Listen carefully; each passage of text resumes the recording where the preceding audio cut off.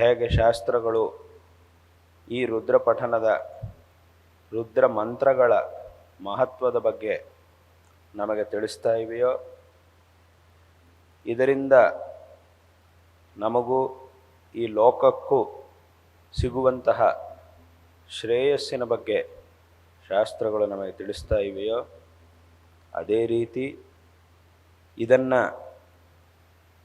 ಯಾವ ರೀತಿಯಾಗಿ ಅಧ್ಯಯನ ಮಾಡಬೇಕು, ಯಾರು ಅಧ್ಯಯನ ಮಾಡಬೇಕು, ಹೇಗೆ ಅಧ್ಯಯನ ಮಾಡಬೇಕು ಅನ್ನುವಂತಹ ವಿಷಯಗಳನ್ನು ಶಾಸ್ತ್ರಗಳೇ ನಮಗೆ ತಿಳಿಸ್ತಾ ಇವೆ. ಅದರಂತೆ ನಾವು ಇದನ್ನು ಪಠನ ಮಾಡಿ ಅಭ್ಯಾಸ ಮಾಡಿ ಪಠನ ಮಾಡಿದಾಗ ಮಾತ್ರವೇ ಇದರ ಒಂದು ಫಲ ಅನ್ನೋದು ನಮಗೆ ಪ್ರಾಪ್ತವಾಗುತ್ತೆ.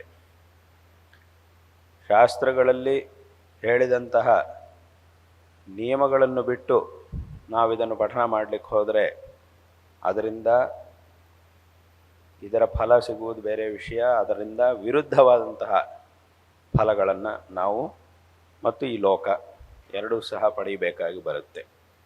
ಆದ್ದರಿಂದ ಇಷ್ಟು ಶ್ರೇಷ್ಠವಾದಂತಹ ಈ ರುದ್ರಾಧ್ಯಾಯವನ್ನು ಅಂದರೆ ರುದ್ರವನ್ನು ಎಲ್ಲರೂ ಸಹ ಹೇಗೆ ಶಾಸ್ತ್ರಗಳ ನಿಯಮಗಳು ಇವೆಯೋ ಅದರಂತೆ ಶ್ರದ್ಧೆಯಾಗಿ ಇದನ್ನು ಅಧ್ಯಯನ ಮಾಡಿ ಇದರಿಂದ ಭಗವದ್ ಅನುಗ್ರಹಕ್ಕೆ ಪಾತ್ರರಾಗಬೇಕು ಅನ್ನುವುದು ಇಲ್ಲಿ ಎಲ್ಲರೂ ಸಹ ತಿಳಿಬೇಕಾದಂತಹ ಅತ್ಯಂತ ಅವಶ್ಯಕವಾದಂತಹ ವಿಚಾರ.